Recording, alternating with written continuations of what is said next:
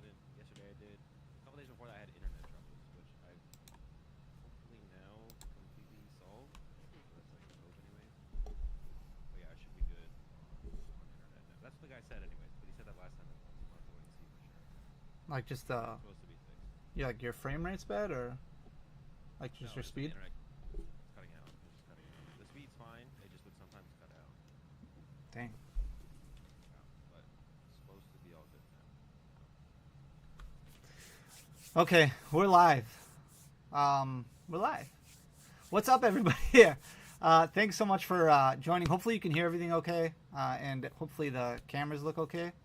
But I am here with my good friend Azul. If you don't know who Azul is, then you probably don't follow a whole lot of competitive Pokemon. But I wanted to get together like some collectors a little bit, and definitely one of the best players in the world. So Azul has just tons of accolades, and he can talk more about it. I'm not going to like ruin his thing, but he has won multiple international championships. He's won 7 regional events. Has anybody won more than you, or is that like that's 7 is the top? Yeah, I'm tied with M1 now, I think, for being champion. Okay, for now. Yeah, Yeah. For now, yeah. And then last year, top 4 at Worlds in Yokohama Yeah. with your favorite deck. And yeah, yeah, Mew's fine. Yeah, I got top 4 last year, which is good. This year was not as successful, but my overall, I guess, prep for the tournament wasn't as extensive. Although I didn't prep like I didn't overly prep for last year either, but it was definitely a little bit more. We definitely did more immersion. I felt more comfortable, I guess, going into the tournament tournament last year. So Worlds wasn't as good this year. I mean, overall for my season though, I still managed to take down 2 regional championships, which is pretty cool. Very Made a good. couple as well. So like the overall season was solid. I still had like a solid season overall for sure. Out of what's that? At Worlds. There's no output. Azul is Audio on my end. Azul is very quiet. Oh yeah, you turned me up in Discord as to the max. And we go my settings. I think I'm already at max.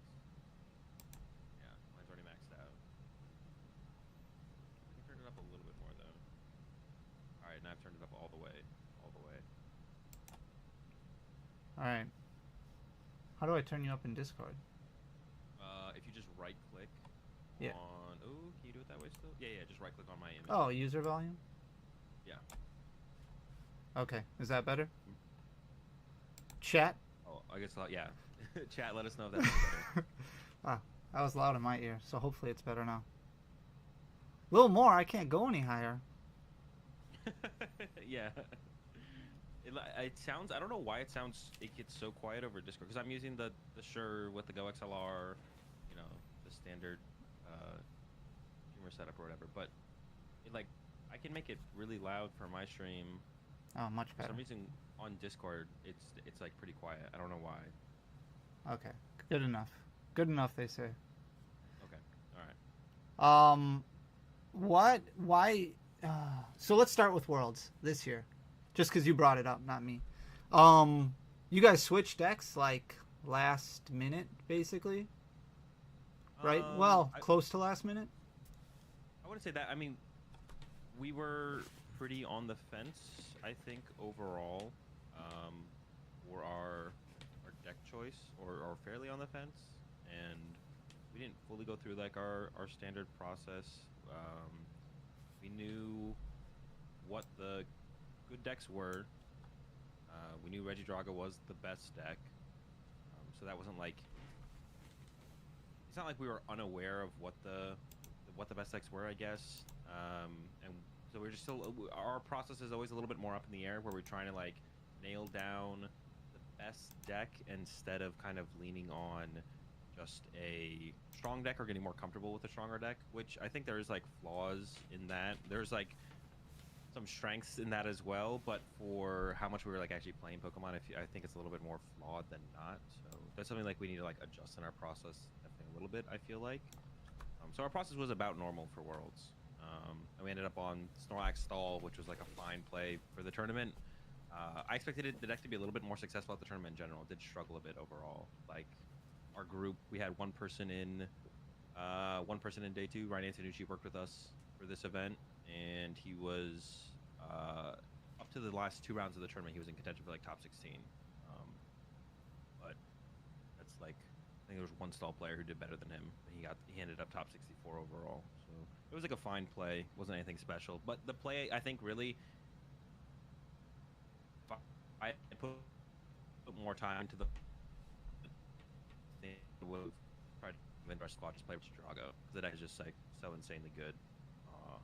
Yeah, we probably should have just played Reggie Drago. Was that too hard to beat? That was your other option, like that you were going into. Yeah, I think that would have ended up being the other. If we got off Snorlax Stall somehow, then that would have been the other deck we would have went with. The other deck we were trying to make work really hard was Charizard, but the Reggie Drago matchup was just like too tough for that deck to want to play it. And you knew going into it that Reggie Drago was going to be like the deck to beat, basically. Like you're either playing something to beat, you're either playing Reggie Drago or playing to beat Reggie Drago, basically. Was like the mindset. Yeah, for the most part. Yeah, I think, I don't think, and I think that was definitely our mindset for sure. We knew we needed to either play a deck that was slightly favored against Reggie Drago, or that's where we ended up in the end. And I'm actually kind of curious. Like, I don't think everyone was quite like the general, kind of like people in general weren't all on that wavelength of like you need to beat Reggie Drago. But towards the end of our testing, that definitely was something. It was like we need to be able to 50-50 or better Reggie Drago. You can't go in with a unfavorable Reggie Drago matchup for sure. But some people, like Gardevoir being as popular as it was like a surprise to me, because that has a pretty tough Reggie Drago matchup. And even Charizard being as popular as it was surprised me a little bit, because that definitely has a tough Reggie Drago matchup as well as the evolution decks. So it felt like not everyone was on that wavelength at the tournament in general. But that's where at the end of our testing, we knew that was like, you had to at least check that box off. It was like 50-50 to favor it against Drago. And were you expecting like Miraidon to do as well as it did? Or, I mean, there's always like a deck that does well, or like surprises. I don't think anybody thought Iron Thorns would like win the whole thing. Like, it wouldn't surprise you probably to see 1 or 2 like near the top, 16 or whatever. But were you surprised at how well Miraidon did, and then obviously Iron Thorns winning the whole thing? I guess I would say I was more surprised by Miraidon than Iron Thorns, because we knew Iron Thorns seemed like a pretty good play going into the tournament. I think a lot of people were aware of Iron Thorns going into the tournament as well, and it ended up being, which might not seem like a lot, but it is for a deck like Iron Thorns. It was 5% of the meta overall, which is a lot for a deck like Iron Thorns, because Iron Thorns is a very anti-meta deck. There's like some metas where it's just impossible to play the deck into, but the Worlds format was shaping up to be pretty good for it, because it does have a close Reggie Drago matchup. I think it is like at least slightly favored in that matchup. So I would definitely say the Miraidon was a bigger surprise to me. And I guess alongside that as well, the second place player who was playing Roaring Moon was that was a little bit of a surprise for me as well. So it was basically like all of Top Cut was 4 Reggie Drago, 3 aggressive decks played to have an advantage against Reggie Drago, which would be Moon, Miraidon, and Raging Bolt. And then there was like the meta call of Iron Thorns that ended up taking the whole thing down. I could say Miraidon is definitely the one that has the closest Reggie Drago matchup, but its strength comes from its more favorable Lugia and Gardevoir matchups, whereas the Roaring Moon and the Raging Bolt struggle against Gardevoir and are also unfavored against Lugia as well. So that's like the power of Miraidon is like you 50-50 Drago, but you pick up some percentages against some of the other decks. So the Moon and the Miraidon were a little bit surprised. I'd say the Moon is even more of a surprise than the Miraidon overall, but it makes sense because it is just like another really aggressive deck that has a slightly favorable Reggie Drago matchup, and that was like Reggie Drago was 24% of the meta day 1. So yeah, that was crazy. I feel like everybody wants to play Ancient Box right now too. Like that's like the play for Baltimore. It seems like everybody's taking the list and like putting their own spin on it, and they're like Ancient Box all over the place. It seems. Yeah, that's like one, and historically throughout its existence in the format, I've always called Ancient Box a bad deck because, and I guess like this, and actually like recently when I was talking about this on my stream, it kind of like made me realize why I think it's a bad deck. it's a deck that the meta never respects. Not in terms of like people aren't respecting it, but the meta doesn't have to respect it. Like the deck isn't good enough for you to be like, oh, I got a tech for Ancient Box now, or oh, I can't play this deck because of Ancient Box. The deck is like okay, and if there's enough 2-prize decks running around, the meta is fine to play it into. But your Regidrago matchup really isn't like. So you're going in with like an okay Regidrago matchup, and overall as a deck, it is kind of it's just a low power deck across the board. Like it's not super fast. It doesn't hit super high numbers super quick. You are a 1-prize deck, and your damage does ramp up, but you struggle against stuff like Charizard, and stuff like that. Yeah, overall, like it's the meta would be like even the meta for Baltimore is like looking okay for it, and that's why people are trying to pick it up because like the way to think about it is like Ancient Box counters the decks that counter Regidrago. So that's why it's like picking up some steam, but overall the deck isn't like power. Even the way the meta shaping up for Baltimore, it's not like a ridiculously good play. It's just like okay, Ancient Box is playable now. And even with looking at like the lists over in Japan that are doing really well after the release of Stellar Miracle, it doesn't seem like Stellar Crown is making much of an impact on anything. Yeah, nothing like super new. It is just kind of like a bunch of decks playing the Area 0. Yeah. In their decks, and then like so Palkia's back, but like we've had Palkia before, and then there's like Terrapagos, and that's actually what I realized that I was putting together like my set review video or whatever buy list video, and I was like, there's nothing good in the set. Like there's no good Pokemon. It's like Terrapagos, and which then is okay. Like that's not bad. Yeah, it's like okay, yeah. It's not really that. It's really the stadium that is going to change things because it gives like Palkia that power and like allows other decks to play with 8 bench Pokemon now. So that's going to be the thing that shakes things up. So it's not really like a bunch of like the Cinderace V Star or Cinderace EX is like probably not going to be great. Stuff like that's not great. So yeah, it really is the stadium that's going to shake things up. At that point, do you think you go back and revisit like Shrouded Fable and look at like the big 3 in that set? And try and make something out of that, because it seemed like that had potential at least. Which one? Oh, the Loyal 3? Yeah. Those guys? Probably not. There's probably not anything there still. They're not terrible, but they're basically just kind of, it feels like it's weaker versions of like it feels like a weaker version of like Raging Bolt or Roaring Moon, just because you're less consistent at just taking big one-hit KOs. Yeah. Are you going the real to thing Baltimore? That holds that No, I'm not going to go to Baltimore. But I have given like the meta some thought. I think I mentioned that already. But yeah, I think just Regidrago is the best play because I think there's so many other decks that got put into the pot of like consideration. It's like Charizard beats all the things that counter Regidrago. Oh, Ancient Box beats all the things that counter Regidrago. And then it's like people are less focused on Regidrago now, but it's still just the best deck. So I think it's like it'll be a pretty good tournament for Regidrago overall. Definitely like the majority of the meta share. Yeah, it should be the number 1 deck. It won't be. I don't think it'll be 24%. That was actually kind of wild. I think our prediction was 18, if I remember correctly. My groups like the days leading up to the tournament. But yeah, 24 was a lot. I expected more. I had another surprise for me is like I thought Lugia was going to be a little bit more popular as well, because it does have like I'd say like slightly favorable Drago matchup.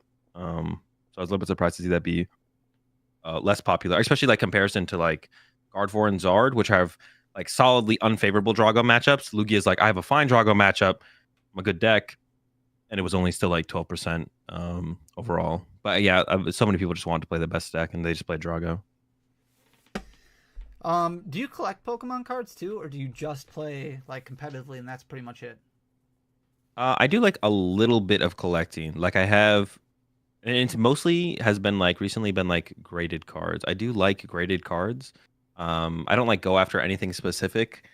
Actually, I have some cards next to me, like the ones that like some of I have the Palafin. Like this is one of my favorite cards of the newer cards that have come out recently. Nice. Yeah. Like this one. So like there's like a couple cards I go to my way to get, but I'm not like a diehard collector. I do have a booster box collection I've been working on. So I got those all behind me. I don't know if those are on camera for the stream to see. So I've been doing that. I don't know how far back it goes. The oldest one I have is Forbidden Light, but I don't have it like from Forbidden Light on. It's like I have everything. I think I have almost everything Sword and Shield. Don't you wish you would have kept Yeah. like all your prize boxes from back in the day? Like, Yeah. I would have been pretty nice. So I did have a pretty big collection before. So I'm originally from Indiana, Massachusetts. Massachusetts. Massachusetts, yeah. But I moved to Oh. Indiana.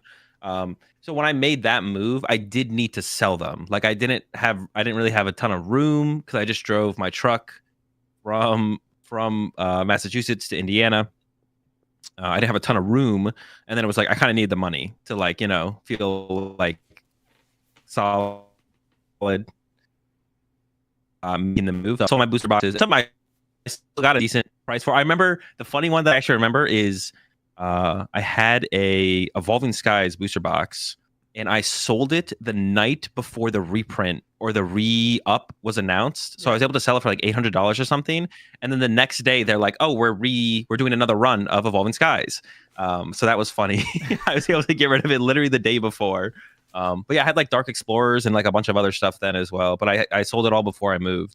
And then since then, like now where I'm in my life now, I'm trying to be like as minimalist as possible. So whenever I win booster boxes at tournaments, I try and get rid of them immediately. I go to the vendors, or if I have friends that I know who want them, so just not get rid of cracking them. packs.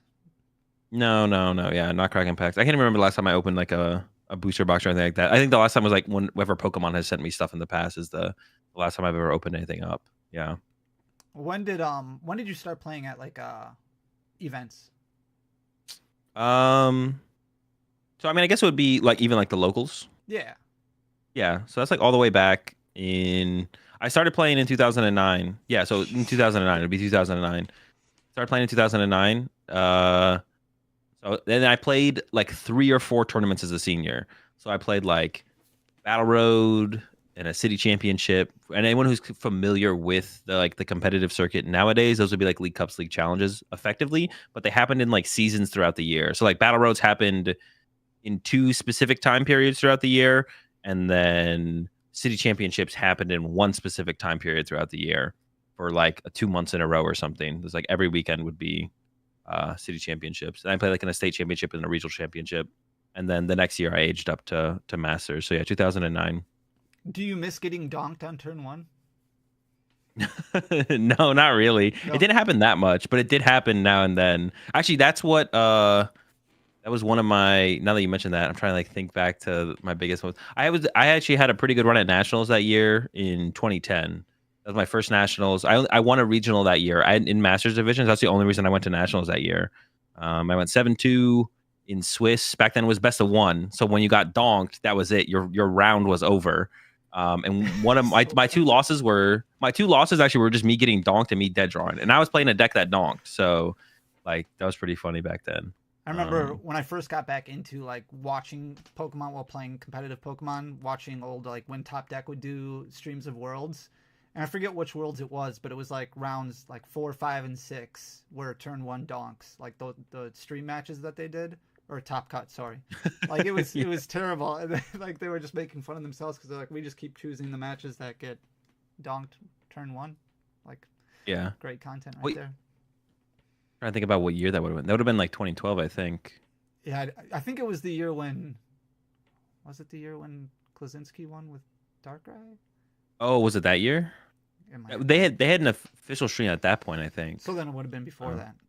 Yeah, I think 2012. I remember. I think it was Top Cut had like some kind of rinky-dink setup at Worlds in 2012. Yeah, it was because that was it when Primes were around, or yeah, that was why. Yeah. Was it Primes? I think they had them. Or Legends? Yeah, they had. It was Prime. There was Primes and Legends. Yeah. They had the Celebi Prime. That was like. Well, that was States. That was 2013. I can't remember. It was so long ago. No, Primes weren't out yet. Yeah, Primes weren't out yet. Wait. I'm trying to like. No, they weren't. They couldn't have been out yet. I think it was just Legends. Maybe it was the beginning of Primes. No, it was. Yeah, because he had Mega Prime and Magnezone Prime and all those. Yeah, right? Yeah. Because it was all like Zekrom all over the place. Like, Yeah. Yeah. Yeah. No, we did have the primes, and then we had the legends as well, like the 2-piece cards. Yeah. Oh, those were painful days. Painful days to watch. So you got what made you get into competitive Pokemon then? If you weren't, were you collecting at the time, or were you just like your friend was like, "Hey, let's play Pokemon," and you're like, "Cool, I'll chill, let's do it." Yeah, basically. So me and my siblings always had cards. We never knew how to play like throughout the years, and then 2009 we met a kid who had cards but also went to League. So he was like, "Yo, you should come to League." And so it is basically it's like the story. That's the way Pokemon wants you to get into the game, or they tell you, that's how people get into the game. They go to their local league, and then it kind of takes off from there. You meet people and start playing the game more competitively. You learn about the local tournaments, the battle roads, the city championships. You learn about the bigger tournaments. Back then we had state championships, and then the regional championships, nationals, which basically IDs, and there were still worlds back then as well. So yeah, it just kind of all scaled up from there, learning about the other tournaments and just playing in the game in general. How many worlds in a row have you qualified for? In a row, that one's tough because I did the first. Well, yeah. The first world I qualified for was in Vancouver, 2013. But the next year was in DC, and I didn't qualify for DC because that was the year that maybe is the hardest year to have ever qualified for Worlds, besides like the ELO years, which was 2012 and prior. I'm pretty sure 2012 was also one of the years. It was ELO based, and they took for an example from America. No, it was just America. From America, they took the top. What was maybe America and Canada still back then? I don't remember. They took the top. Yeah, they took the top 40 players in ELO.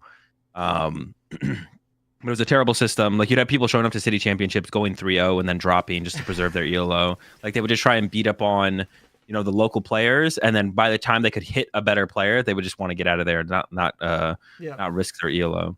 But they had the grinder then too, right? Yeah, we did have the grinder back then as well, which was a tournament that happened the day before the World Championships happened, where I think anyone could enter the grinder. But it's like it was tough to get it. Like, it sold out. Like, it was tough to get. It was like if there was 200 players in the grinder, 4 people would make it through. It was best of one, single elimination. Just you played all the way through. And if you ended up being one of like the 4 people, you made it through. I think maybe the grinder in 2013 was best 2 out of 3. I don't remember. It might have been just best of 1. I don't actually remember what that was. But yeah, I qualified in 2013, and then I didn't qualify for the DC year, which I think was 2014, or was that Boston? I think it was DC. Yeah, that was DC. Yeah. So and 2015 was Boston, right? 1, 2, or Anaheim. 7, 8. Yeah, so in a row 8, but 9 total. Yeah. Was how did Honolulu compare to the ones you've been to? I think this has been my favorite World Championship so far. I did a lot more like touristy stuff though with this one. Like, did some fishing, not scuba diving, you snorkeling. Didn't get sick though, right? No, I did not get sick on the boat. No. Okay. Did not get sick when I went fishing. It was pretty rough though. It was like, I've never been fishing before in general. Well, that's deep sea, right? And like, you went out. Yeah, we went out. I mean, I don't know if it's considered deep sea. I mean, I guess it is probably. I mean, I think so. Like chartered boat. We weren't. Like, you go out there? Yeah, we were on a chartered boat for 8 hours. We were out there for a while. And the people I went with, he's experienced with fishing. He does a lot of fishing. And he said that's like the roughest he's ever fished. Like, and he said he's done a ton of charters before in the past. So that was like it was my first time fishing. The waters were pretty rough, and we were doing fishing where we weren't stopping and like throwing out lines. We were moving the whole time. Like we were going the whole time. So I think it's called. Yeah. Yeah, with the big rods that are in the boat, in the holders. So yeah, that was fun because I got to do a lot more, I guess, like touristy stuff at this World Championships than have done at past ones. So I'd say I probably put this one at my favorite World Championships of all time. Also, the food was really good. Made sure to go out of my way to get go to a bunch of different local places, stuff like that. So it wasn't like anything super special. It just like I would say fresher. Like, it just tasted. Yeah. It was just good. Yeah. Like, I would say, like, in Japan, the food there was more, I guess, exotic in comparison, but it was like the overall quality of the food was definitely better in Hawaii from everywhere I went. So going back to just starting going to like local leagues and stuff. Is that how you recommend people get started now, or do you think? I know you're a huge proponent of PTCG Live, huge proponent. Obviously, there's a lot of kinks that need to get worked out, and there always will be. But do you think it's better to just go to a local league, or do you think it's better to just start online? Probably just a mix of both, to be honest. I think some IRL experience is important. It really depends on the biggest thing is just like, what are you trying to get out of the game and like from competing? Like, if you're trying to be more casual and you are trying to like play the game and of course get better at it, right? Because that's probably what draws you to play the game to begin with.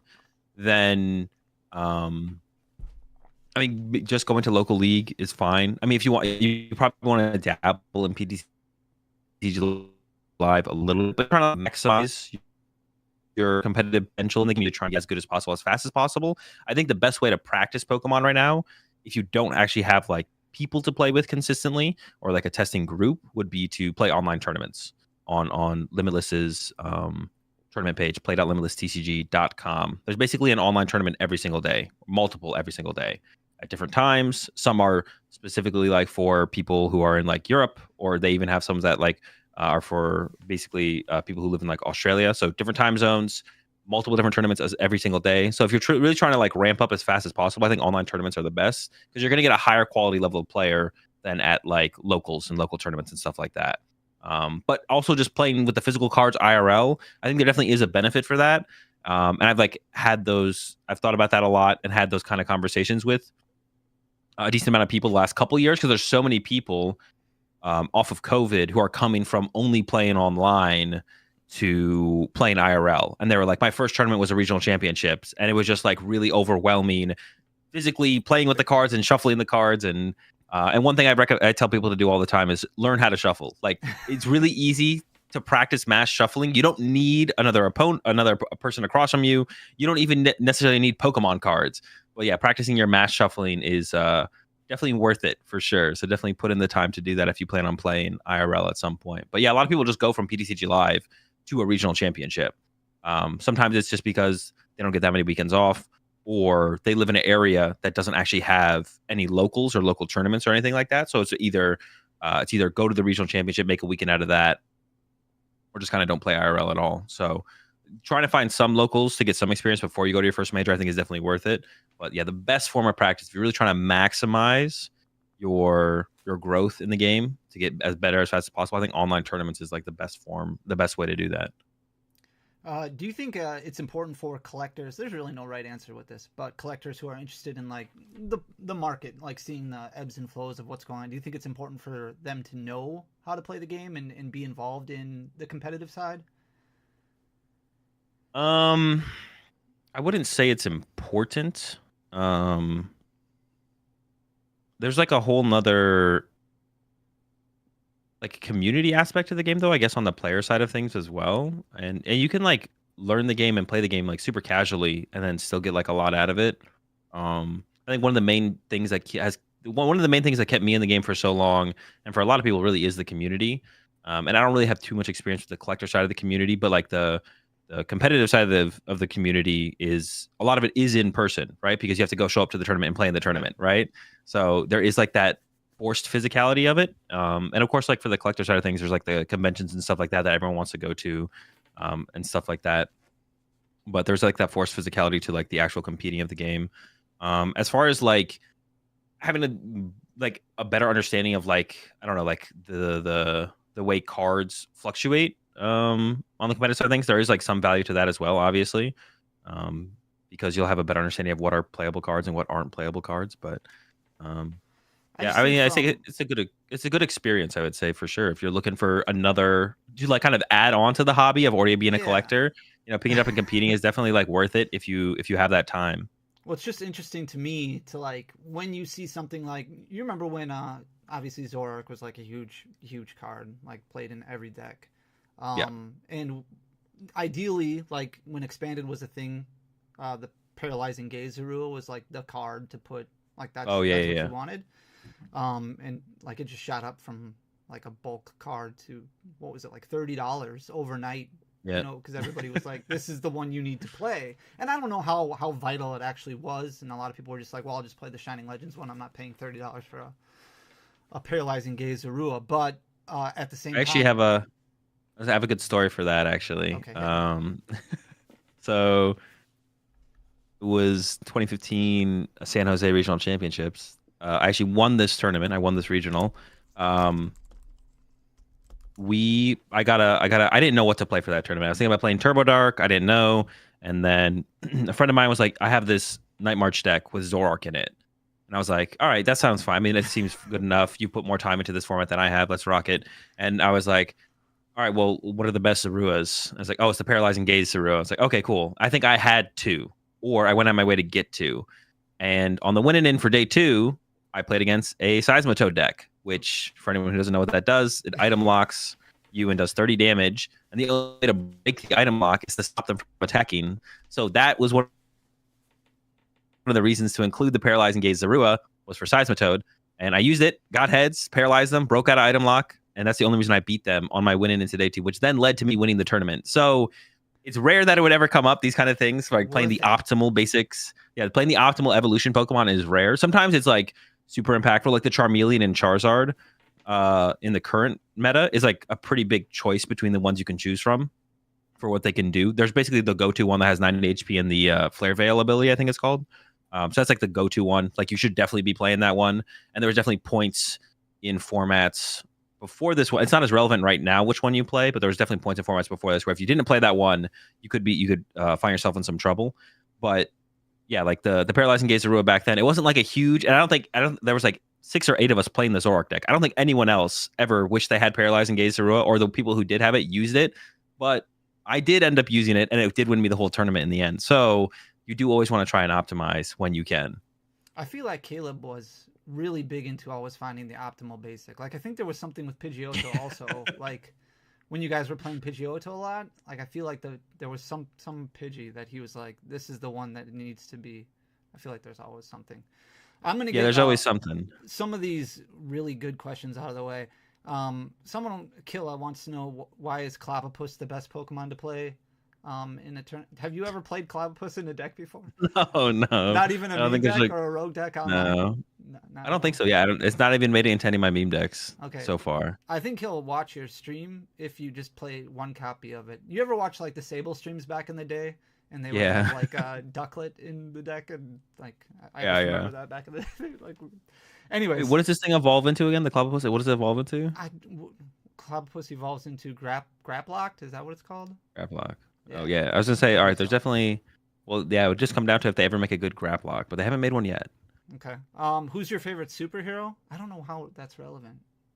But it's important. Don't pick wrong. We think. Man, I feel like I've been so jaded the right word to use here, on the whole superhero stuff lately. Post Marvel's Endgame. Someone like, honestly, really ruined it for you. Yeah, I go with like, I think I got just but and then the stuff from DC generally just isn't very good. But I've been a big fan of the old Batman movies, not the old ones, but the Joker one, Dark Knight. One of my favorite movies of all time. Yeah. Christopher Nolan's Batman. And then the latest one was okay. It wasn't Christopher Nolan level, but wasn't terrible with the guy from Twilight. Yeah. But yeah, it's like, so I go with. Than I thought it was. Yeah. I was expecting it to be terrible. I was going into it, I was like, this is not going to be great, but it was actually solid. But I'll go with Batman. I'll go with Batman on this one then. Did you see the new? Isn't it great? And you can say no if you think that this is a dumb question. It's not a dumb question. Isn't it great how they've made battle decks so much better than what they used to give us for starter decks? Like the new theme decks, basically? Yeah.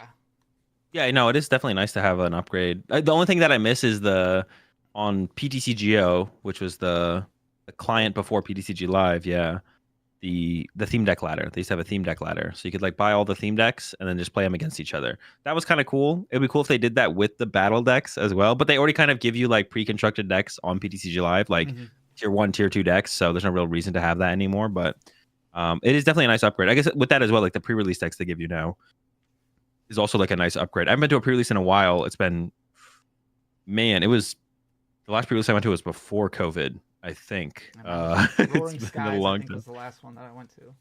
It's like, Yeah, I remember the one I had Empoleon in it. I played the Empoleon one. That was it. It definitely felt nice to just like play. Like I just love playing Pokemon in different formats. So I like playing retro decks, yeah. and stuff like that. So just like that's the pre-release experience was so much more enjoyable than it was in the past. Because in the past it was just whatever you opened out of your like 10 packs or whatever they gave you. What was your favorite deck that you've ever played? I don't really have one. I usually just say the next deck that I play, the next new deck I play. I'm gonna expand on that question though, because like everybody complains about the format whenever we're in the format. Yeah. And then like 5 years later, it's like I missed that format. Like those were the best days. Is the format right now stale or is it good? I don't think it has gotten super stale yet, but overall it's a okay format. I think if this format was too much longer, it would probably get stale pretty fast because I think more people would just realize how good Regidrago is, and it's like it'd be really hard. The format would get really narrow, I think, to just like the best deck to beat Regidrago with counters to beat that deck or to help against that deck, and then maybe there'd be like a third or fourth deck involved there for some reason in there as well. But the meta feels pretty fine right now. I haven't seen too many people complaining. It generally people don't complain when the meta is like a wider meta when there's more decks to play. Mm-hmm.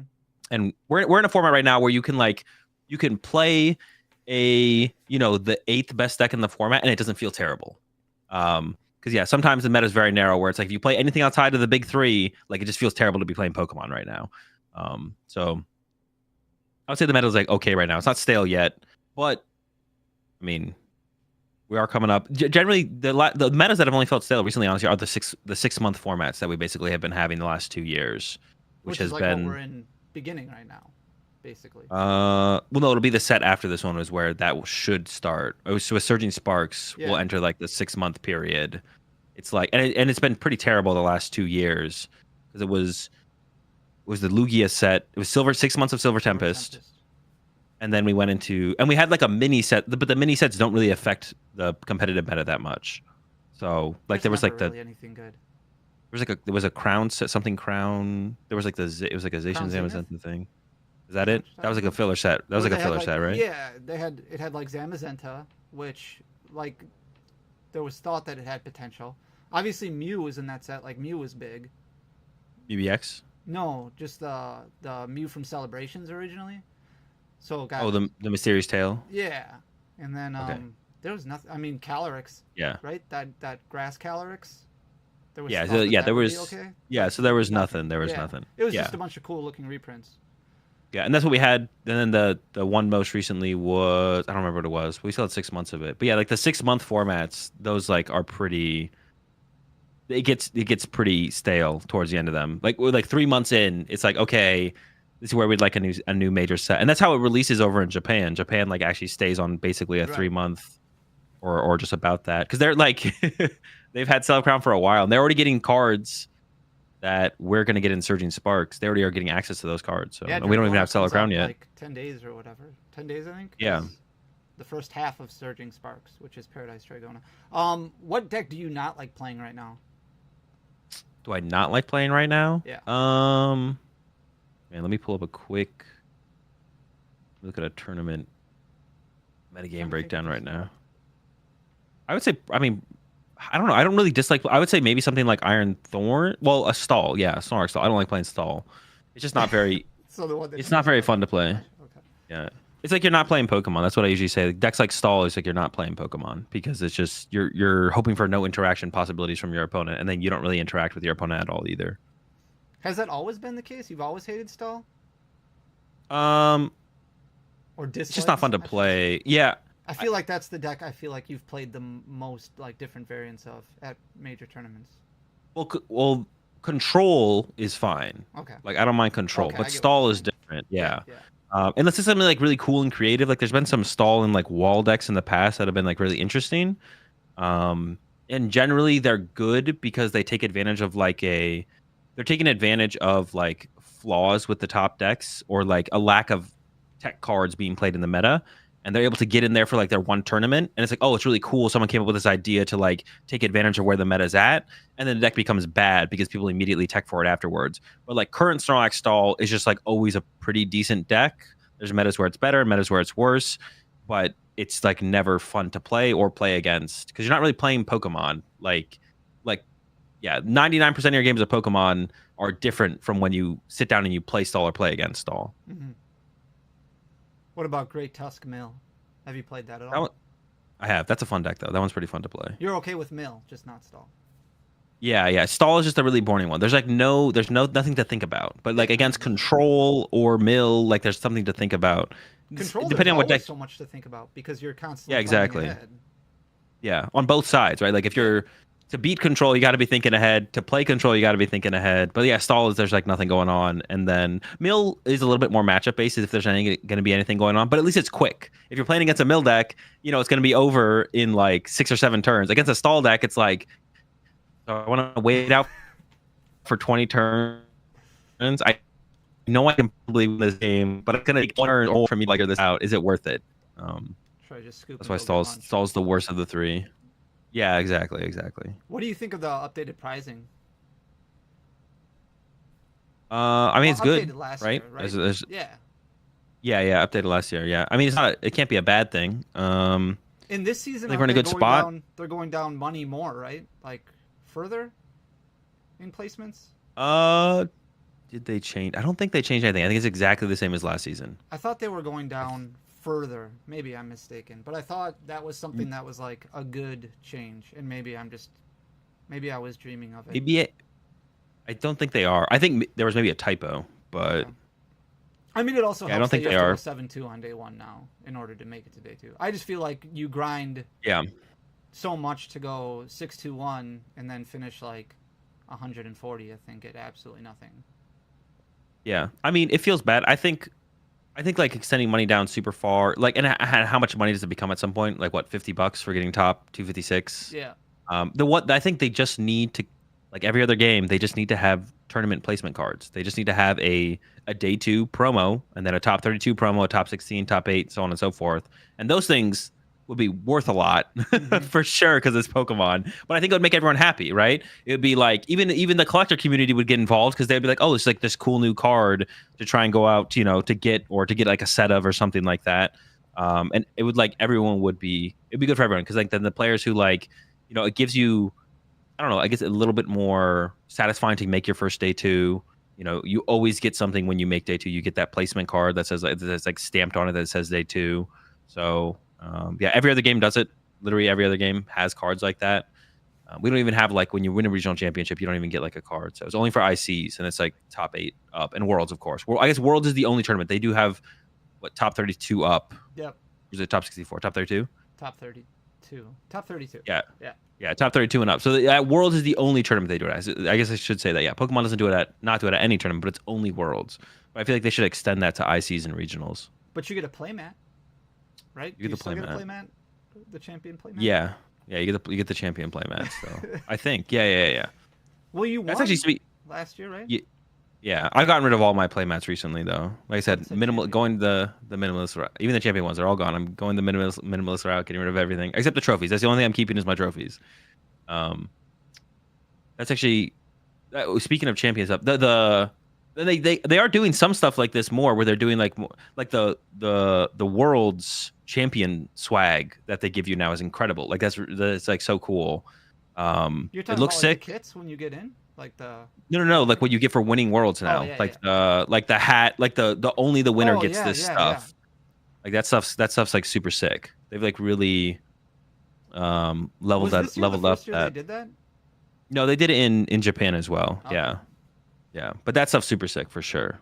I saw Jesse like posting his stuff, and I was like, I had not seen those before. Like I think he posted his hat, like his champion hat, and I hadn't seen that before. Yeah.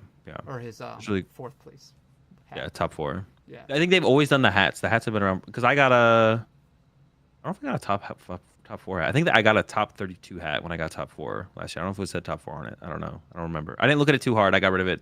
Someone wanted it, and I was like, sure. That's fair. Whatever you want. It's just more to pack, right? Yeah, that's what I'm saying. It's always just more to pack. Yeah. Yeah. As long as I have something, the trophies are enough for me. And you like the structure for next season, this season, I guess. Um, so like so that they switched over to just the top. They're going back to a top X system. We're going back to the top 125 for Canada and America. I forget the other regions specifics, but I don't think it's like inherently a negative thing. I, I, I'm not like against the idea of them having.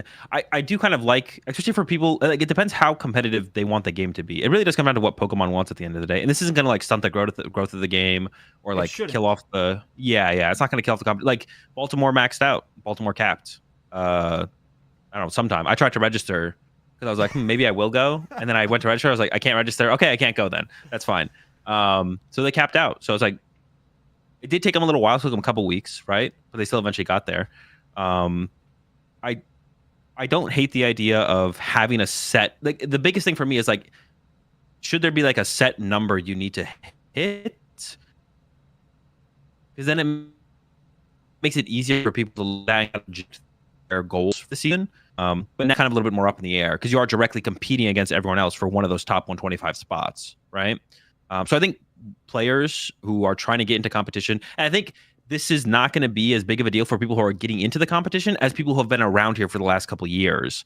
Because people who get into it will see that, and I don't think it seems like a super shocking system to see. Oh, the top 125 players make it to the World Championships from America and Canada. Oh, okay, that seems reasonable, right? Got to have the best of the best at Worlds, right? But people have been around for a while. I think there is a little bit of entitlement from the players who have been able to accrue their Worlds invite over the last couple of years through the just get X amount of championship point system.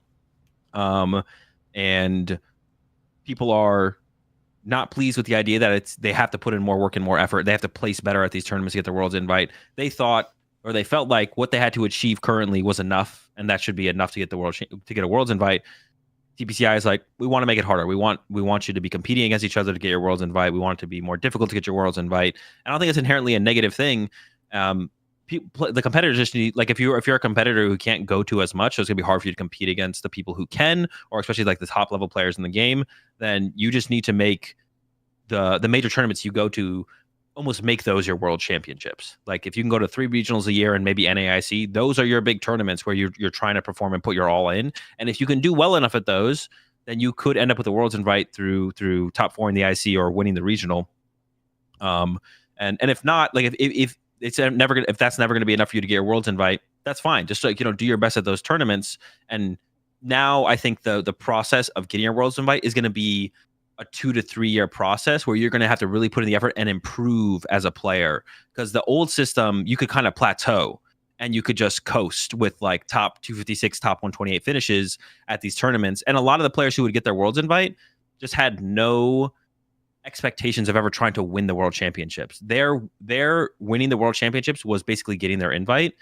And that's something that I like kind of processed myself with this whole change. And I was like, I think the players, at the very least, no matter what system we have, the players who show up to the World Championships should all be trying to win the World Championships. I think we had a lot of players getting their invites. They kind of plateaued at their skill level enough to get their Worlds invite. They didn't try and progress anymore or get that much better. They got their Worlds invite, and that was them. That was their Worlds, was just getting their Worlds invite. It wasn't even trying to like win the World Championship. So I'm definitely of the mindset now, whatever system we have, we could go back to the old system, but I only want to go back to the old system if everyone who gets a Worlds invite is trying to win the World Championship at the very least. Because now with the new system we have, you are going to have to be better and get better year over year over year. The competition is going to get harder and more difficult, and you will have to improve. You can't plateau and get your Worlds invite anymore. And I think it's interesting that you say that too, because if you look at like the history of the World Championships, outside of a few players, like the majority of, I feel like the players who qualify for Worlds and then end up winning the World Championships aren't people who have like, I don't want to use the stigma of like top player, but they're not people who have like tons of regional wins, tons of international wins or anything like that. It's just people who, I mean, they chose the right deck, they played well, they ended up winning despite not having like this big significant resume. Like they'll have, a few things on their resume when they like show them up at the final table. But it's never, it's not like Tord's winning every year or Azul is winning every year or anything like that. It's, it's players who just kind of play competitively. Yeah, that definitely is.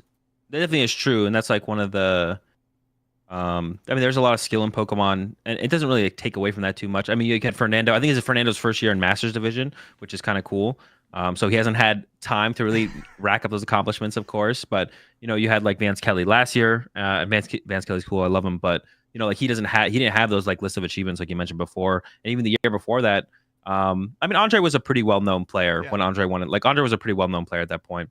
I don't know if he had any other wins though besides the Worlds that year. He's definitely had some top eights and stuff like that, which is still really impressive. But it's not like 7-time regional champion or 5-time international champion. Yeah. I mean, Tord was there. He was close. He got to the finals in Japan. Yeah. But then like the couple years before that, right? You had Henry Brand, best player or one of the best players from Australia. Definitely, like everyone knew who Henry was. Robin Schultz, one of the best players from Europe. Everyone knew who Robin was.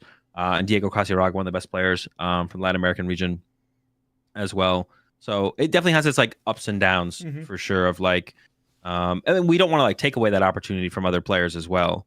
But having to prove a little bit more throughout the year isn't necessarily a thing to be able to have an opportunity to play at the World Championships. I don't think. And the biggest thing is just like the getting your Worlds invite was never for everyone to begin with, right? Because even when we had like this season, it was like 600 championship. If you got 600 championship points throughout your season, under the best finish limits for each of the tournament categories, boom, you got your Worlds invite. So you still have to like put some effort in to get there, but now it's just going to be more, right? It was never for everyone. Now it's for less people. And you're going to have to be of a higher caliber player, and you are going to have like that extra time or money or whatever you want to say to kind of get there, which is actually like they made an interesting change. So they made the change, but they made another change. So the best finish limit this year for ICs and regionals combined was 6, which I think was like a good change because that means your regional finishes can compete against someone else's international finishes if you can't go to as much ICs as someone else. But they lowered it to 5 from 6.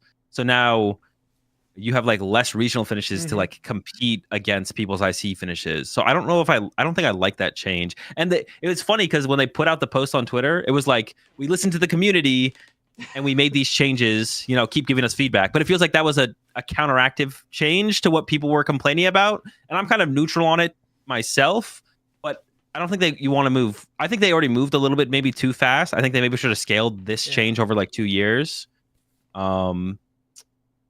But yeah, that was an interesting change if they're saying they're making it due to the feedback from the community. I don't know about that one. Yeah, I feel like, and have they released the whole regional schedule now? Like, is it all out there now?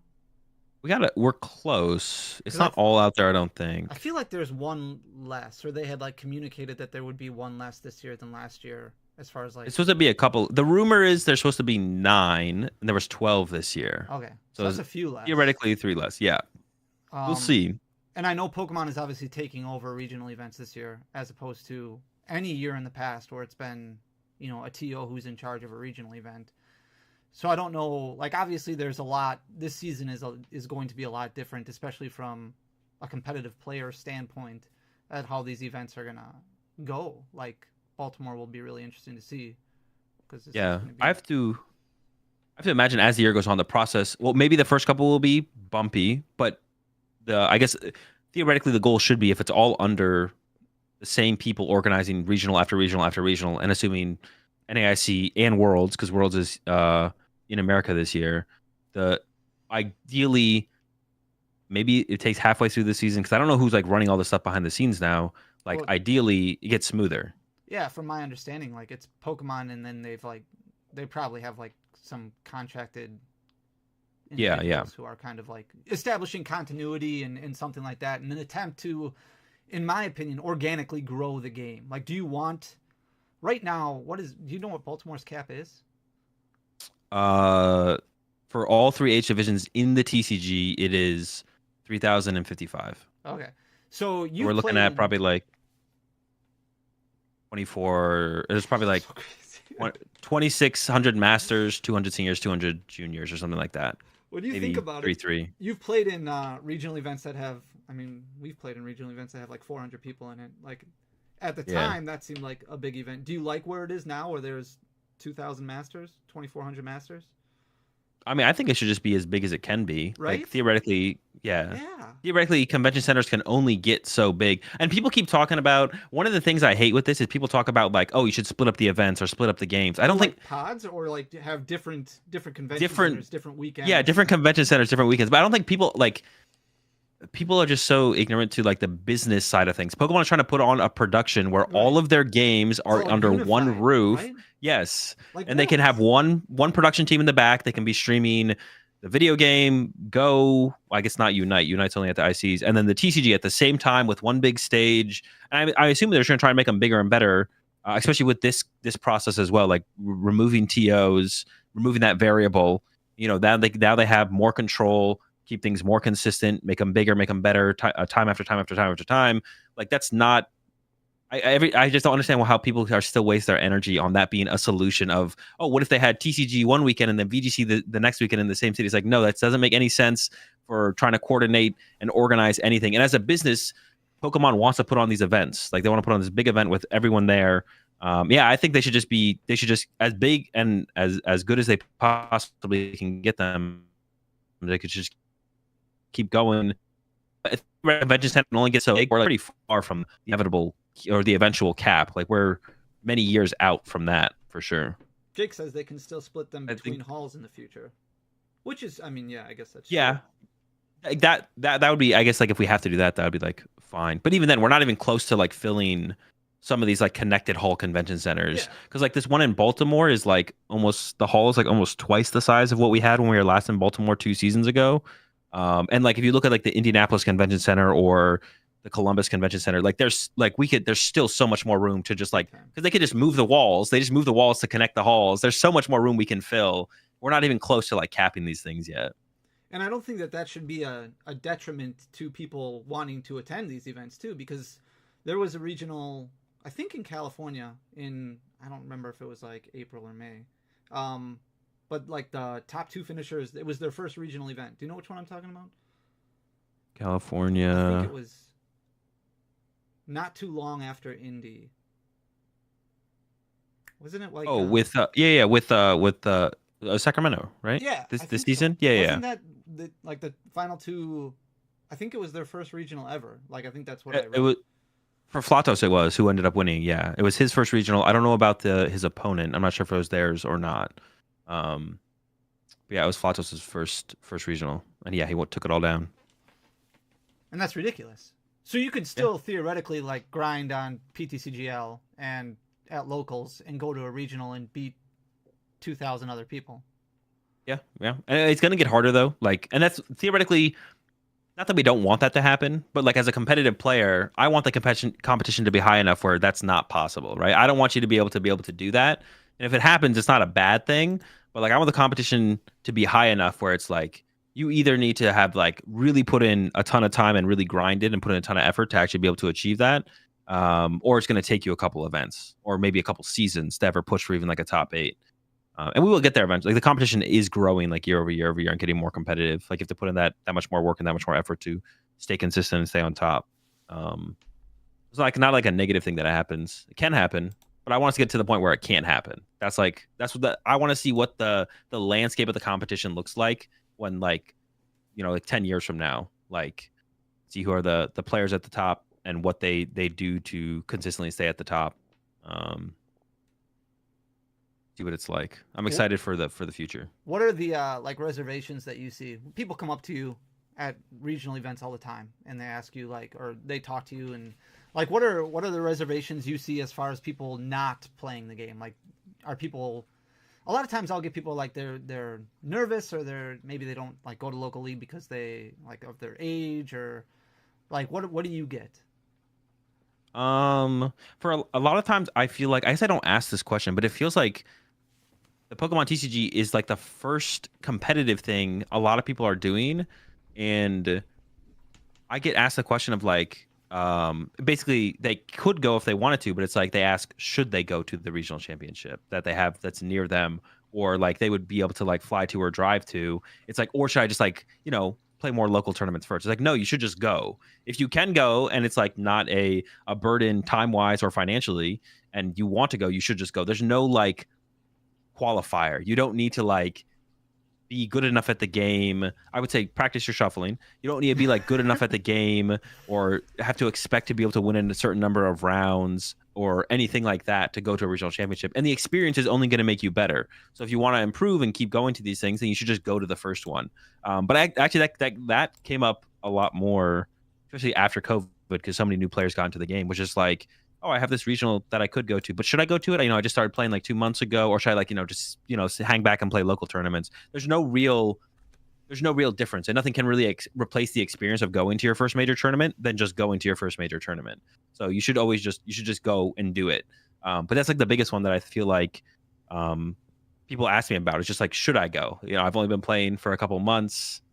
It's like, yeah, there's no reason to not go. No one's gonna like shame you or look down on you. No, not because at all. yeah, because it's like your first major and you haven't even won like a local tournament or anything like that. So I think it's like a lot of people are just like hesitant to jump in, just because they haven't been playing that long. But there's like, yeah, it's kind of hard. I'm trying to think about the best way to explain it, but there's like there's no reason to not. There's basically just no reason to not just go do it if it makes sense for you to be able to do it. Well, there's plenty of stuff to do outside of just like the main tournament. Like you can play in the main tournament, and if you don't do great, like you still have other side events and other things that you can do, and you meet like-minded people. There's other people, like it's just Pokemon all weekend long. There's a lot you can do that shouldn't prohibit you from going. Yeah, definitely just go. Yeah, there's side events. There's like a League Cup usually on the Sunday happening. People doing all kinds of stuff. So yeah, definitely worth it. The experience is like, if you're gonna try and be competitive and you want to like see how far you can go in the game, then you just need to get the experience to begin with anyway. So you may as well just do it as soon as possible, and just go to as many major tournaments as you can. So if somebody wants to go to a local, or like how do you recommend they get started? Like what should they be building as far as a deck goes? Like, are you like go to Limitless and find something that you like, that you're comfortable with? Yeah, that's what I usually just tell people. Just go to Limitless, look at online tournament results from some of the bigger online tournaments, or just like the last major tournament that happened. I guess for this situation, it's going to be a little bit different because we're entering a new format like over the next couple of weeks. So like, you go back and look at the results from the World Championships or Baltimore is not going to be too helpful.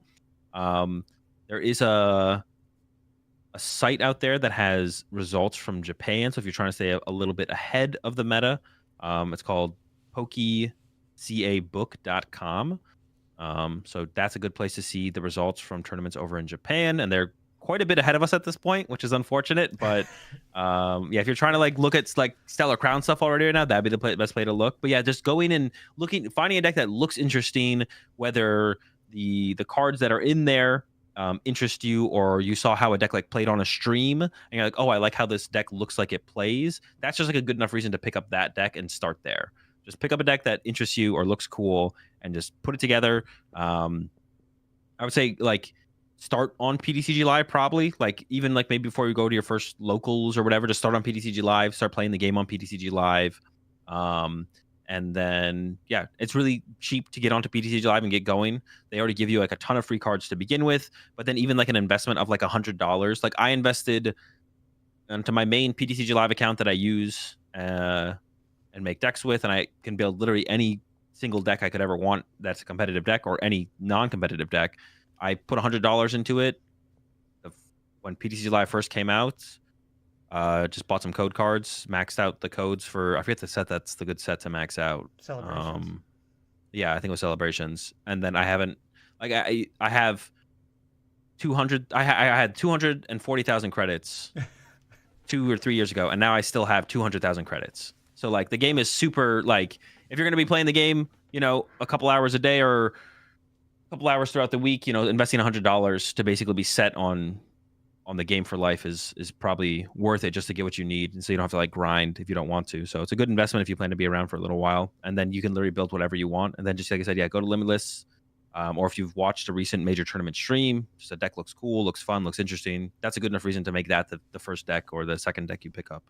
And as far as card games go, Pokemon compared to, I guess, the other big ones out there, like learning the basics, probably like one of the easiest, right? Like just learning the basics of how to play. Have you played? It probably is. Go ahead.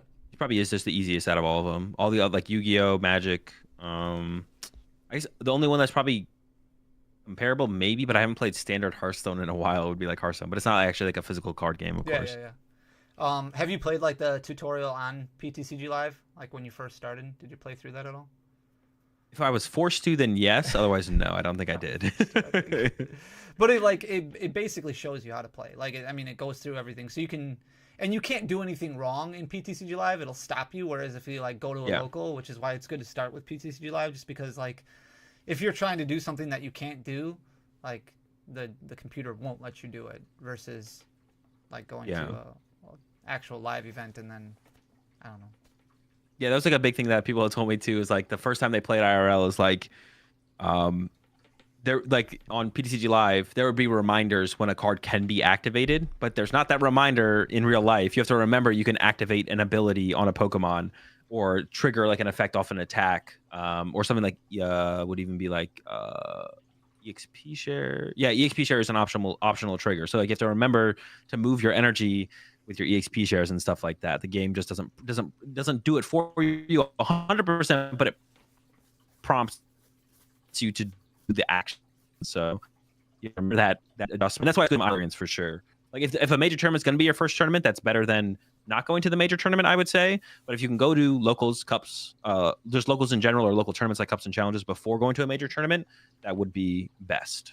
It definitely help you get through like the nerves. I feel like also like sitting down, like because a regional nowadays can be super overwhelming too. Like it can be a lot. Yeah. But I mean, it is very enjoyable, and that shouldn't like stop you from going either. It also like PTCG Live shuffles for you too. Obviously, I just want to make sure I added that. Practice your shuffling. Yeah. Just want to make sure I put that out there. But as you get more involved in the game, like you learn. Like what you're talking about, like the effects that the cards have, and you get it becomes more of a routine, right? Like you understand things a lot better, and then you get to a point where you're like Azul, constantly looking at the meta share and everything like that. How do you evolve from starting out to where you are now? Like what do you all go through when you're preparing for a regional event? So there's a lot to like try and be mindful of. Like the general process, the average process that I give to people is like 3 weeks before a tournament, a major tournament that you're going to go to, just pick a good deck. Just pick a good deck that'll probably be good, or will almost definitely be good 3 weeks from now, and then just practice with that deck. Understand the deck, understand its matchups, understand like the potential tech cards to include. You don't have to lock in like a 60 cards, but lock in an archetype choice, and then work on your list. Understand what tech cards you might want to include as you get closer to the tournament, and figure that out as you go.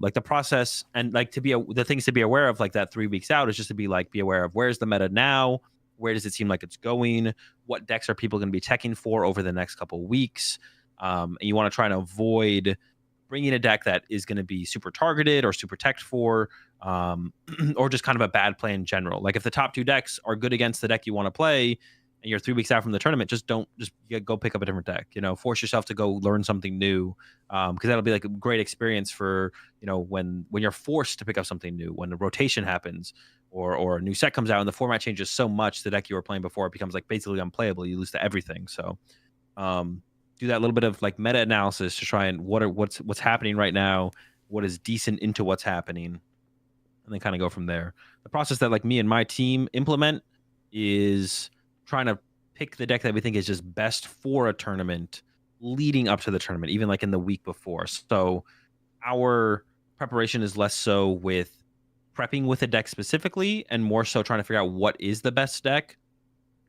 But there's definitely flaws with our process, like me and my group's process. Most people's process is around just getting very comfortable with a very good deck. And the better you are at the game, the better your deck choice is going to be in general to begin with. So even if me and my group picked a deck 3 weeks out from a tournament, our deck choice would probably be based on the deck we think is best, not just the deck we want to play. But for the average player, focusing on just playing well is just so much more important. And on the day of the tournament, the number one thing that's going to decide your success is how you play. But if you do play perfectly, it would be better to be playing the perfect deck while you play perfectly. But most players need to worry about playing perfectly to begin with. And when I say perfectly, no one's truly ever going to play perfectly throughout like an entire tournament run, especially if you like make day 2. You're always going to make some mistakes, but close enough where the outcome of your tournament isn't decided by you making a bunch of mistakes. Maybe it's more so just decided by deck choice not being great, hitting some unfortunate matchups or some unfortunate variants. Like that's going to happen. To talk to that, I guess a little bit, just variance in general is like I think over 2 to 3 major tournaments, your variance curve of good to bad will basically level out.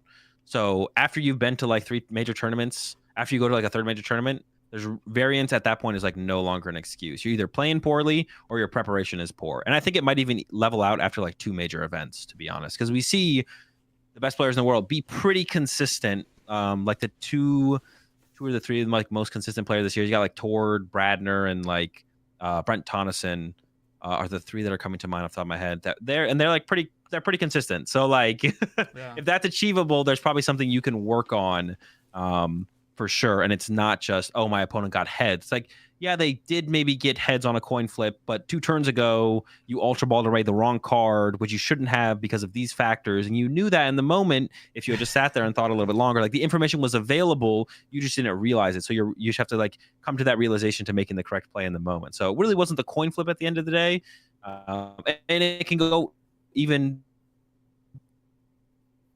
further back to before turn. Maybe you did just make a deck choice. So okay, why did I choose to play this deck? What could I have looked at in terms of the meta and the format that would have led me to be like, oh wait, this is a terrible play, I should have never played this. Where was that information? So that way next time I have that information to make my deck choice around and I don't show up with a terrible deck. Yeah, I think every deck that you play has like optimal micro decisions that you're making during the game that you want to make sure that you're taking advantage of all the time, and you get more comfortable with that as you play more with that deck, or as you play more in general. So, yeah, exactly. I don't want to just playing in general, like, and that's a good way to think about it as well. Like, you want to be focused on like, there is some focus on getting better with a deck, but what you truly want to focus on, especially if you're in this for the long haul, we're not going to be playing the same deck for forever. You want to get better at playing the Pokemon TCG. The best players in the game, like Tord is the best player in the Pokemon TCG, not because, and he's played Charizard at quite a few events recently, not because he's good with Charizard EX, it's because he's the best player at the Pokemon TCG, not with a Charizard EX deck. Because he knows all those micro decisions to make, like every single turn. Yeah. Which is just his general.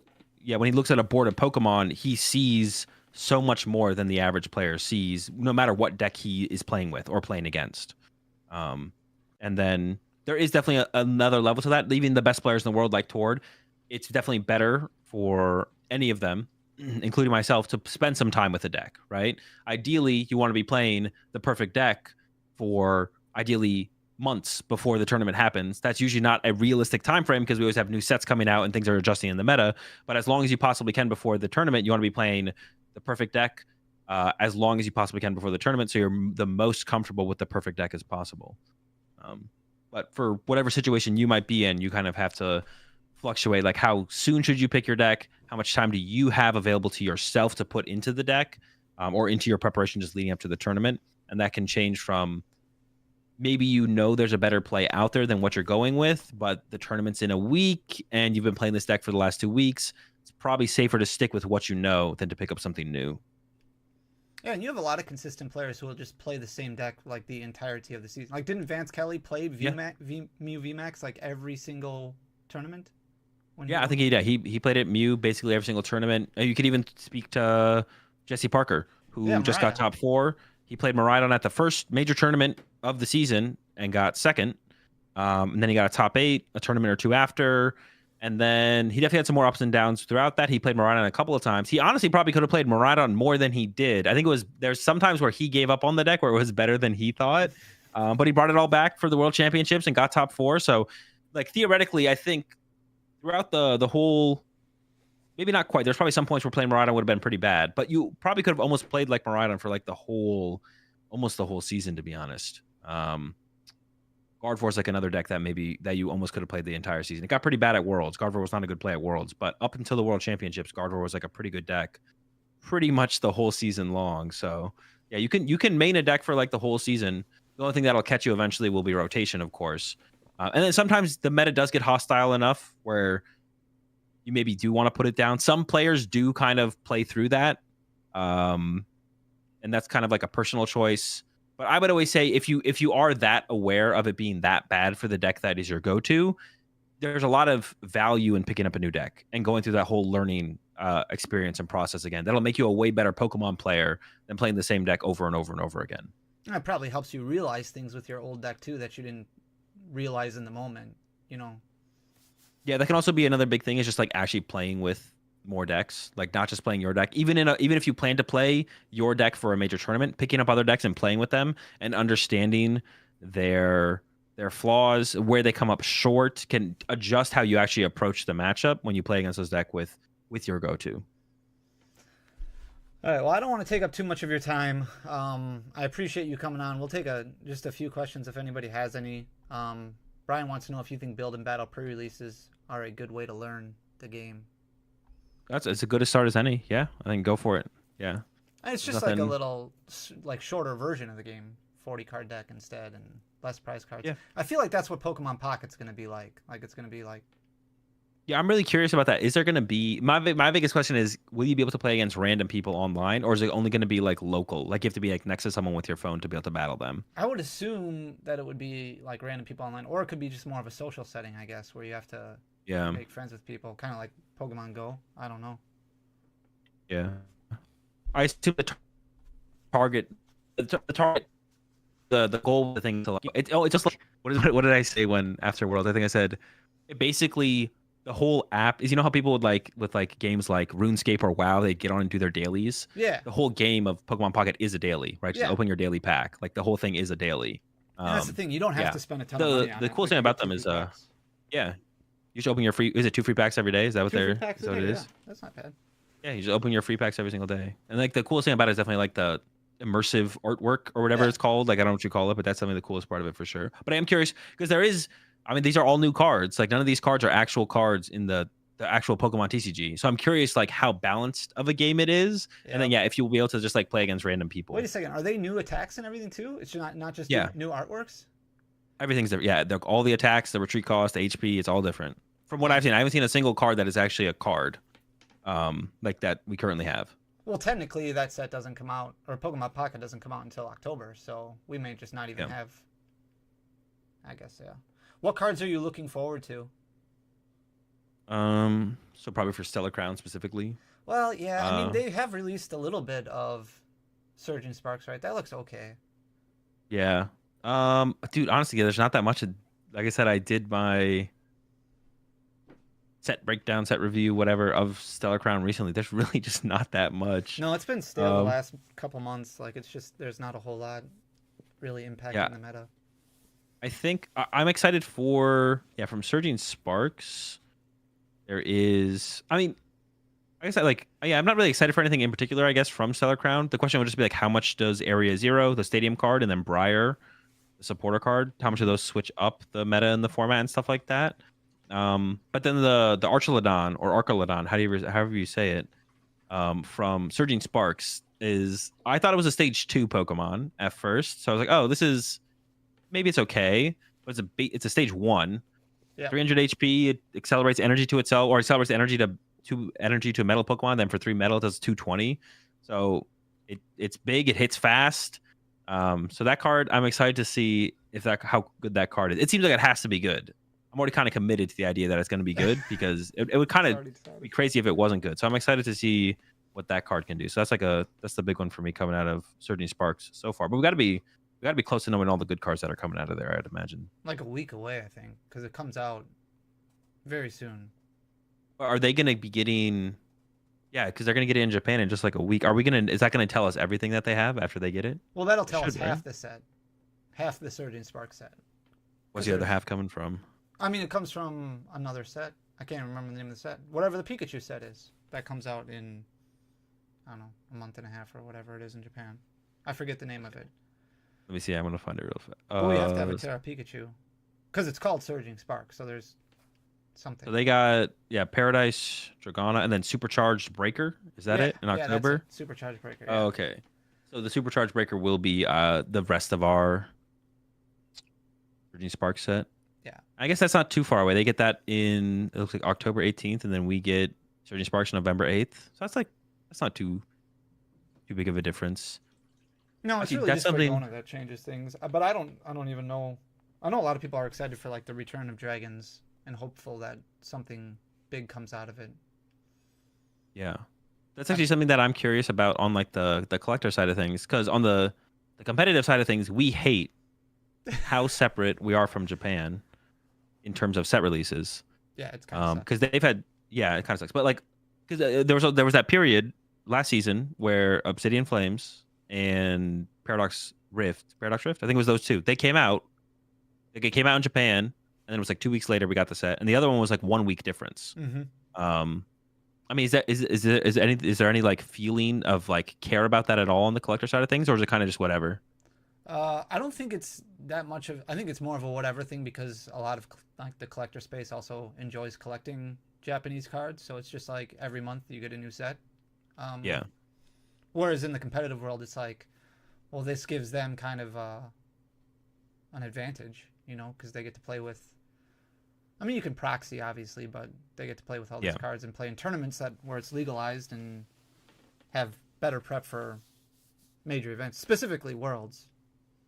Yeah, the biggest thing is that it's just that it feels like we, the way I've been putting it recently is we just like play less Pokemon because we don't get like, because the Pokemon TCG over a course of a format is all about changes based on the meta. We like enter in a pre-developed meta based on what Japan has done so far. So we like don't get to play part of. It'd be like if you're playing Monopoly and you join the game 3 turns in or 4 turns in. Like you just sit down and take someone's spot 4 turns in. Like you just miss those 4 turns of that game.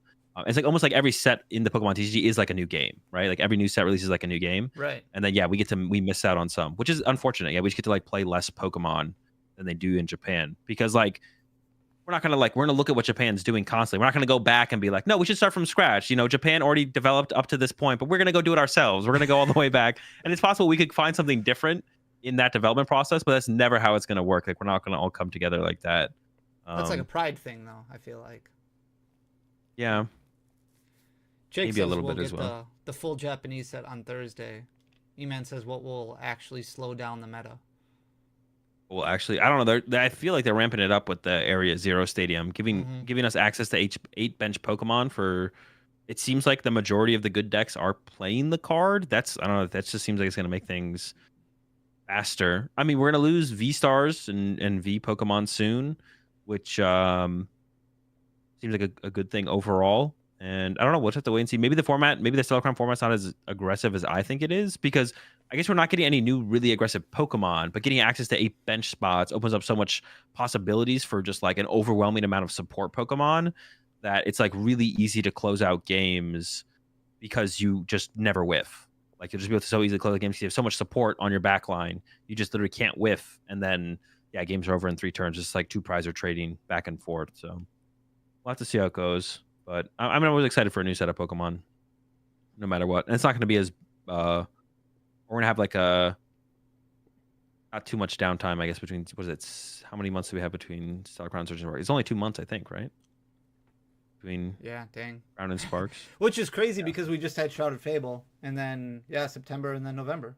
And then January you have the next specialty set. So it's like 2 months, 2 months, 2 months. Yeah, but then we enter the potential 6 months of Surging Sparks, which could get boring. It could. Yeah, the specialty set, You'll hit rotation. I guess that's what you're talking about. That's still 6 months. It's still 6 months until rotation. That's like the dreaded 6 months. Like and maybe Surging Sparks is such a good set that it doesn't feel that bad, but it's usually been the last 2 or 3 6-month periods have been pretty brutal, I feel like, overall in terms of people's just enjoyment of the game. But one of the times was with Broken Lugia, which was like by far the best deck in the format. So 6 months of a dominant S tier deck is like a little bit different than what we had most recently, but hopefully it's not too brutal this time around. It's like I don't know, I'm trying to think of a good comparison. It's like a long winter or something. It's like the 6-month format. Jake says EUIC is different, so it shouldn't be 6 months. It's not going to be 6 months this year because of the timing of EUIC. Well, that's what I thought as well. But Surging Sparks, like the set releases are not lining up this year with the ICs. Like Surging Sparks is not going to be legal for LAIC. Mm-mm. It's going to be Surging Sparks, then next week is LAIC, then the next week after it's legal. And then we don't know what's going to happen for EUIC. I guess they could make rotation happen with EUIC, but the next major set wouldn't release then, because the next major set is probably coming out in March and EUIC is in February. Yeah, I think so it's there's like not going to March be 25th or something is yeah, scheduled next set release. that's going to have the trainer cards, right? Yeah. That should be, yeah. So EUIC is not going to have a new set release with it. I mean, they'll be the special set, but that's like nothing big. The special set will also come out like it'll come out. The special set should come out in January, right? And then EUIC is the 21st of February. I think that's the Evolution set, so you never know. Oh, okay. Maybe you'll get like an Umbreon VMAX hype. Okay, maybe there will be a little bit of a shakeup then. Okay, there could be. But special sets, like I can't remember the last time there was a big shakeup from a special set. Well, I guess this one, Try to Fable, was actually pretty impactful. Yeah, I mean, look at all the top 8. Like either Peachrunt or Pheasantipity was in like every deck. Yeah. Night Stretcher was good.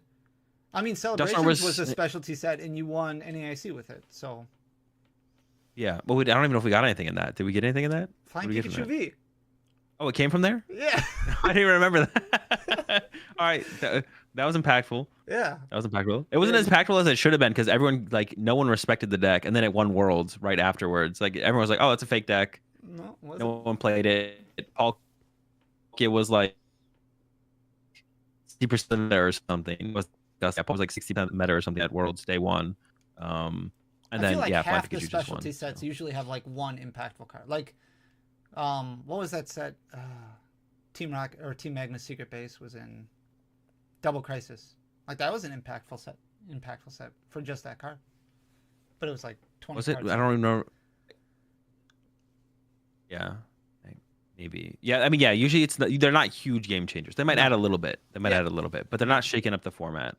But that's why it's like, and that's kind of been the thing with ICs in this season before that. Is like there was a major set release right before the ICs, but now the ICs are the end of formats. Well, I guess EUIC is just kind of in a weird spot because it's not the end of a format, nor is it the beginning of a format. Well, I guess no, EUIC is probably the end of the Surging Sparks format or around there. Because then like 2 weeks later, theoretically, the March set drops would be like 2 weeks after EUIC. So it's almost marking the end of a format, I guess, but there will be like the mini set that's legal for it. So the ICs just like aren't. I feel like they're not symbolizing something like they used to, which is interesting. I don't know why they're doing that specifically because they theoretically still could have lined up the ICs with that, but maybe they don't. Maybe they don't want to. I don't know. I mean, them getting rid of OCIC maybe has something to do with it. They're trying to space them out, like fill that gap. I have a couple of quick things. Go ahead. Kyogre was also from Celebrations, and that helped you out a lot. I'm supposed to ask you if you remember when Shining Fates had Rusted Sword to buff ADP. I remember that, but no one played the Rusted Sword. No one played it. And then 8 bench spots. Somebody, I think you were asking about if that helps Dragapult. I don't know if it necessarily helps Dragapult, but I do think it's interesting for Lost Zone. Lost Box? Yeah. I mean, the thing with Lost Box, though, is that you don't have a Terra Pokemon you want to put in play. I don't think. Not yet. Yeah. I don't know. There could be something, though, to be honest. Yeah. I mean, it's just, yeah, it almost feels like the stadium is weird because every deck can access it so easily if they want to. It feels like, I feel like maybe what they potentially are building up for is like bringing back like 1 prize Pokemon is what I kind of got a vibe from, because you have to have a 2 prize. All the Terra Pokemon are 2 prize Pokemon. Yeah. And to get access to the stadium, you need to have a Terra Pokemon in play, which then there would be an advantage of playing a 1 prize deck because you wouldn't play any Terra Pokemon. So they would get access to their stadium, but they have to put 2 prize Pokemon in play, which gives you the edge as a 1 prize deck. But I don't think we've really seen too much of that yet. But I guess, I don't know, this could be the moment for like Ancient Box and United Wings and all that stuff to United Wings would be sweet. I do think that Lost Box isn't a bad play for Baltimore. Or Lost Tina. It did okay at Worlds, right? Not great. There was one. Yeah, it didn't do great. But it's I think Lost Zone decks in general are pretty underexplored in the format because a lot of people didn't put time into them because they're like, well, the Regidrago matchup seems terrible, or their initial testing led them to believe it was terrible. The meta is going to get a little wider for Baltimore, though. So, like, playing stuff like Lost Zone would be okay. But, like, Marcos Cifuentes, who won a regional, he won a major this year. He played Sablezard with 2 Manaphy to combat the Kyurem in the Regidrago deck. So we could see more people putting time into that. Lost Zone was only like a 2% meta share total, I think, in day 1. So not many people were running it. But I think a lot of people just didn't actually try to make it work either. People just gave up. Yeah, that's fair. With like the release of Kyurem and Regidrago's Dominance. And then Pokemon Go was a specialty set which had Snorlax, Pokestop, and Radiant Charizard, which were all, I guess, those are all good cards. big meta cards. But there are a lot of specialty sets, like Shining Fates didn't have anything. Yeah, they usually always have a couple of cards, which is nice, but they don't like shake anything up. Yeah. They don't like Hidden Fates didn't have anything. It had a Bill's Analysis reprint, which was okay at the time, I think. Yeah, but usually not they too don't much. have anything. Yeah, they don't have too much going on usually. They do give us a couple good cards. Like I remember but nothing one. that you're building like a whole new deck around. Yeah, exactly, exactly. Yes, okay, Snorlax. You can It could be enough to enable a deck fully, maybe sometimes, but it's not going to be like, it's usually not going to give you a new broken deck that can be like the S tier deck or a tier 1 deck. It's like, okay, here's another tier 2 deck. It just kind of gets like slotted into the rest of the tier 2 decks. Yeah, it doesn't give you something truly broken. Yeah. Which is what Shrouded Fable did a lot of, like with Dusknoir and Peachra and Pheasantipity, I feel like. Yeah, exactly. Right, like that is like one thing that Pheasantipity switched up the meta a decent amount because it's like such powerful support on your bench if you're an aggressive deck. So it enabled the aggressive decks like the Moon, like the Raging Bolt, like the Miraidon even to kind of do what they do. Yeah. Okay. Well, I'm not going to take up any more of your time, so I wanted to say thank you again for taking the time to come on and kind of explain things a little bit more in depth. This was fun. For me, at least. Hopefully, it was fun for you too. Yeah, for sure. No, I had a good time. If you ever want to have me back, I'd always be down. Just let me know. Definitely. But if you want to, I mean, I think everybody pretty much knows who you are, and hopefully they check you out on Twitch and on YouTube. But you're doing a lot more content this year. So I don't know if you want to plug anything right now, but the floor is yours. Yeah, I mean, you can just check me out, Twitch, YouTube, at AzulGG, and then Azul_GG on Twitter if you want to keep up to date with me over there. That's basically it. Yeah, I'm definitely leaning a little bit more into the content this season. My first event was going to be LAIC, but now that it's not a new format, I don't know. I'm definitely going for sure because I can drive to it. I'm going to go to the Sacramento Regional Championship, but that might end up being my first event of the season. We'll have to wait and see. Awesome. Well, thank you guys so much for taking the time to hang out with us for a little bit. I really appreciate it. I will be back on Tuesday with another video. Tomorrow's an off day. So thanks for everything, guys. I'll talk to you